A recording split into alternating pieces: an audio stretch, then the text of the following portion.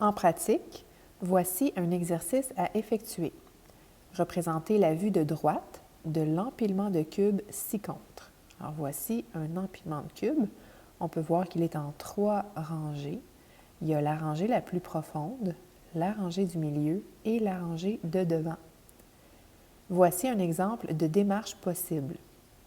Imaginez un plan vertical à droite de l'empilement. Donc ici, ça c'est le plan vertical. Puis, imaginez des droites passant par les arêtes de chaque cube qui sont perpendiculaires au plan. Donc les droites, c'est ce qu'on verrait en pointillé ici, des petites droites qui passent par les arêtes de chaque cube perpendiculaires au plan. Imaginez un point à l'intersection de chaque droite et du plan. Donc, on a des petits points ici à l'intersection de chaque droite et du plan. Chaque point d'intersection forme un sommet des polygones associés à la vue de droite. Donc, la vue de droite sera un ensemble de carrés qui correspond à ce qu'on verrait si on était à droite de l'empilement et qu'on regardait devant nous. Donc, si on regardait vers la gauche, devant nous, ce qu'on verrait. On verrait une colonne de 3 étages ici, 1, 2, 3, une colonne de 2 étages, 1, 2, et une colonne de 1 étage.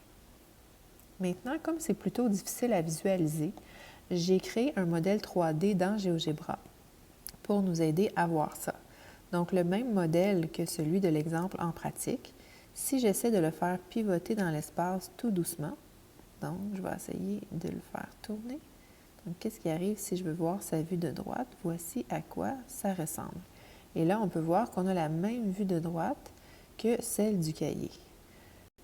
Alors, je pourrais m'amuser à essayer de voir la vue de dessus, par exemple. Donc, c'est assez sensible. J'essaie de le faire pivoter pour voir comme si j'étais parfaitement au-dessus.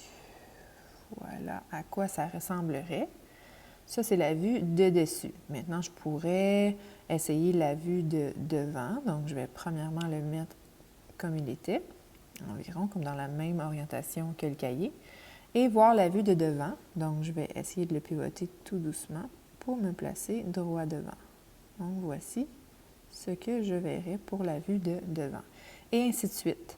Donc là, je vais le replacer pour qu'on voit sa vue de droite. Donc, premièrement, comme il était, et la vue de droite, qui était le but de l'exercice ici en pratique, de dessiner la vue de droite. Alors, à peu près comme ça.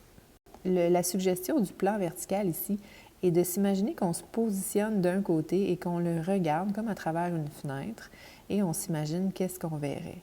Donc, pour ceux qui ont de la difficulté à visualiser les empilements de blocs, vous pouvez utiliser des blocs Lego que vous pouvez emprunter à votre enseignante ou encore passer par un logiciel comme GeoGebra qui vous permettra de faire une manipulation virtuelle comme ça de votre empilement en 3 dimensions.